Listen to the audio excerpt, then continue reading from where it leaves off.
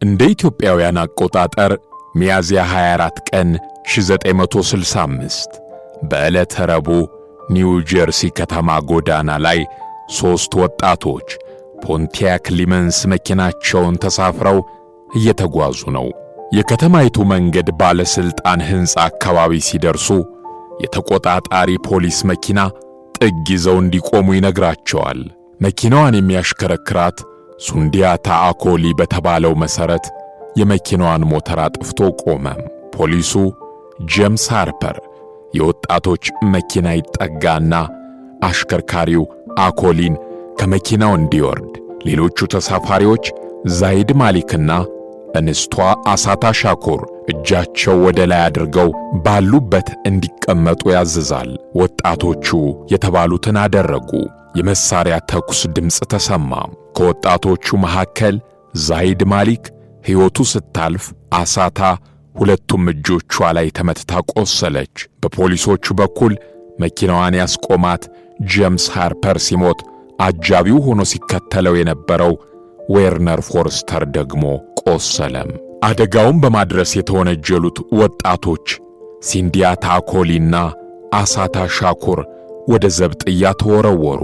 አኮሊ የፖሊስ አባል ጄምስ ሃርፐርን በመግደል ወንጀል ዕድሜ ይፍታህ ሲፈረድበት፣ በሌሎች ተደራራቢ ወንጀሎች ስትፈለግ ነበር የተባለችው አሳታ ሻኩር ደግሞ ፖሊስ ዌርነር ፎርስተርን ለመግደል ተኩሳበታለች በሚል መዝገብ የዕድሜ ይፍታሽ ከዚያ አስቀድሞ በፈጸመቻቸው ወንጀሎች ተብሎ እንዲሁ ከ26 እስከ 30 ዓመታት እስር ተፈረደባት።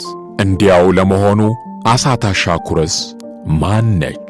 ወላጆቿ ባወጡላት ስም ጆአና ዲቦራ ባይረን የተወለደችው በኢትዮጵያውያን ዘመን አቆጣጠር ዕለተ ረቡዕ ሐምሌ 9 ቀን 1939 በኒውዮርክ ከተማ ውስጥ በምትገኘው ክዊንስ የተሰኘች ሰፈር ፍሌሺንግ በተባለ ቀጠና ነው። ገና የ3 ዓመት ጨቅላ ሳለች የወላጆቿ ትዳር በመበተኑ ከመምህርቷ እናቷ ዶሪስ ጆንሰን ጋር ብቻ መኖር ጀመረች። ቀጥሎ ወደ አያቶቿ ቤት ሂዳ ለጥቂት ጊዜ አብራቸው ኖራለች።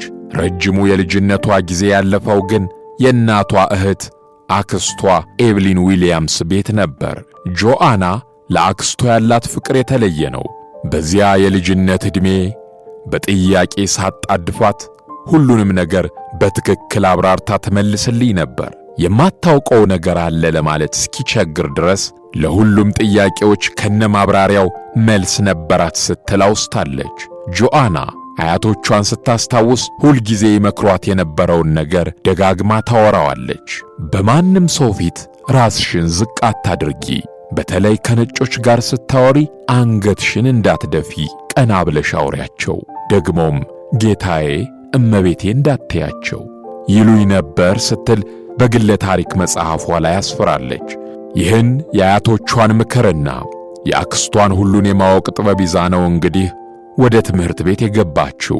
በዚያ ነጮች በብዛት በሚገኙበት ካቶሊክ ትምህርት ቤት ውስጥ አክስቷ በምትመግባት ዕውቀት ብቁ ሆና ያደገችው ብርቅየዋ ጥቁር ጆአና ከመምህራን የሚሰነዘሩ ጥያቄዎችን በትክክል ስትመልስ እንዴት አንዲት ጥቁር ዕውቀት ሊኖራት ቻለ የሚል መገረም ያጅባት ነበር። በመደበኛ ትምህርት ቤት ውስጥ ስማቸው ከሚነሳው ጥቁሩ የግብርና ተመራማሪ ጆርጅ ዋሽንግተን ካርቨር አይነት መልካም ስብዕና ተላብሰው ከሚገለጹ ሰዎች በቀር ጥቁሮች በአሜሪካ ምድር ስለሚደርስባቸው ግፍ አንድም ነገር የማታውቀው ጆአና ያለችባት ሀገርን ትክክለኛ ገጽታ ለማየት ወደ ኮሌጅ ገብታ 2 ሳምንታት መማር አስፈልጓት ነበር። በማንሃተን በራውና ኒውዮርክ ሲቲ ኮሌጆች ውስጥ ይበልጥ ከመሰሎቿ ጥቁሮች ጋር መገናኘትና መጽሐፍት ማንበብ፣ የውይይት መድረኮችን ስትሳተፍ የነጩ ዓለም ምን ያህል እውነታን ጋርዷት እንደነበር ተገነዘበች።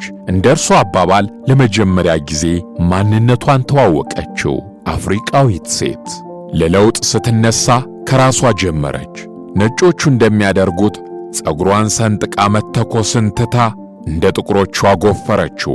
በፖለቲካዊ አስተሳሰብም ኮሚኒስት የሚለው ርዕዮተ ዓለም ይበልጡኑ ቀልቧን ሳበው። በአሜሪካ ባህል ውስጥ ላደገ ስብዕና ይህን የሩቅ የሚመስል ርዕዮተ ዓለም መምረጧን በተመለከተ ስትጠየቅም ነጮች ከሚነግሩኝ ታሪክ ውጭ ምንም አላውቅም ነበር። በእኔ አስተሳሰብ ኮሚኒዝም ማለት ሁሉን ለመዋጥ የተነሳ መጥፎ አስተሳሰብ ነበር፣ ሞኝ ነበርሁ ትላለች።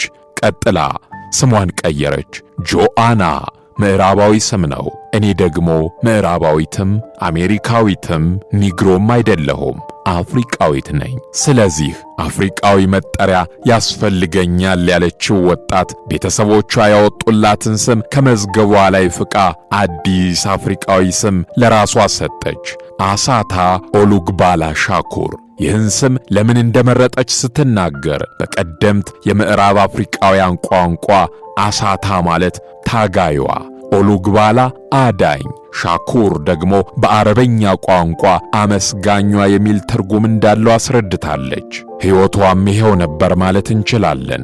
አሳታም በኮሌጅ ትምህርት ወቅት ያገኘቻቸው ጥቁሮች ያስተዋወቋትን ማንነት፣ ዘረኛው አሜሪካ የምታደርስባቸውን ግፍ ስትረዳ ልትታገል ቆርጣ ተነሳች።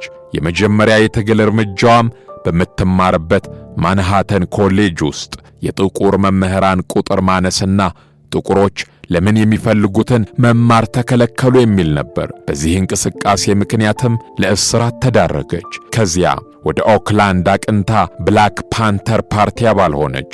ፓርቲው በጥቁሮች ላይ የሚፈጸም አድሎና መገለልን የሚቃወሙ እንቅስቃሴዎችን በየግዛቱ በማደራጀት ስሙ የሚታወቅ ነበር። አሳታ የዚህ ቡድን አባልነቷን ይዛ የኒውዮርክ ግዛት ኃላፊነትን ደርባ ስትይዝ ከተቃውሞ እንቅስቃሴ ባለፈ በትምህርት ቤቶች፣ ሕክምና ተቋማት መሰል የሕዝብ መገልገያዎች ውስጥ መንግሥት ለተማሪዎች የነጻ ምገባ አገልግሎት እንዲሰጥ ትሞግት ነበር። አሳታ በፓርቲው ውስጥ ያለው አመራር ስለ አፍሪካ አሜሪካውያን እሳቤ በቂ ዕውቀት የለውም በሚል መነሻ ለቅቃ ከወጣች በኋላ በሽምቅ ውጊያ ስልት የአሜሪካ መንግሥትን በመሳሪያ ትግል ሊፋለም የቆረጠው በወቅቱ በአሜሪካ መንግሥት እጅጉን ይፈራ አሸባሪ ይባል የነበረው የጥቁሮች ነፃ አውጭ ሰራዊት ብላክ ሊበሬሽን አርሚ ተቀላቀለች። ይሄኔ በአሳታና አሜሪካ መንግሥት መሃል ተሳዳጅና አሳዳጅነት ታሪክ ተጀመረ።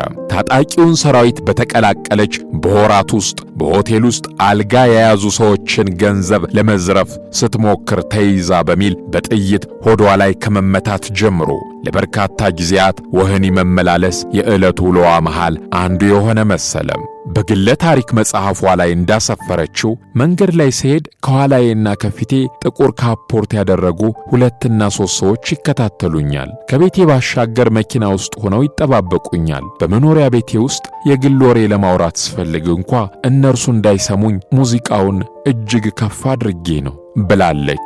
በተለይ በሐበሾች ዘመን 1960ዎቹ የመጀመሪያ ዓመታት አሳታ በባንክና ቤተ ክርስቲያናት ውስጥ የተፈጸሙ ዘረፋዎችን፣ የሰዎች እገታን፣ ፖሊሶች ጭምር የቆሰሉበት የቦምብ ፈንዳታዎች በማቀነባበር ወንጀሎች በመንግሥት መታደን ጀመረች። የኒውዮርክ ከተማ ፖሊስ ኮሚሽን ምክትል አዛዡ ሮበርት ዳሊ ባስቀመጡት አገላለጽ ብላክ ሊበሬሽን ሰራዊት አባላት የሆኑ ወጣቶችን የምታሰማራውና የምትመራው እናት ዶሮ አሳታ ኦሉግባላ ሻኩር ነበረች።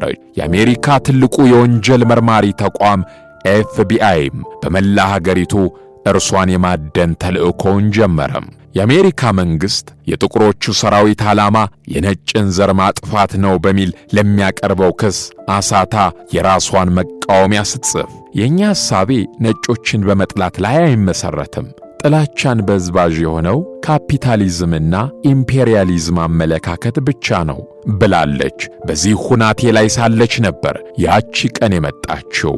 ዕለተ ረቡዕ ሚያዝያ 24 ቀን 1965። የዚያን ዕለት ምን ተፈጠረ? በታሪኩ መግቢያ ላይ እንደተጠቀሰው አሳታ ሻኩር የሰራዊቱ አባላት ጓዶቿ ሱንዲያታ አኮሊና ዛይድ ማሊክ በኒው ጀርሲ ከተማ ጎዳና ነጯ ፖንቲያክ ሊመንስ መኪናቸውን ተሳፍረው እየተጓዙ ነው። የመኪናው የፊት መብራት አይሰራም። ከተገቢው ፍጥነት በላይ እየተጓዛችሁ ነው ባዩ ፖሊሱ ጄምስ ሃርፐር አሽከርካሪው አኮሊን ከመኪናው እንዲወርድ ያዘዘዋል። አኮሊን የተባለውን አደረገ። ፖሊሱ መኪናው ውስጥ ያሉት ዛይድ ማሊክና እንስቷ አሳታ ሻኩር ባሉበት ሆነው እጃቸውን ወደ ላይ አድርገው እንዲቀመጡ አዘዘም። እነርሱም የተባሉትን አደረጉ።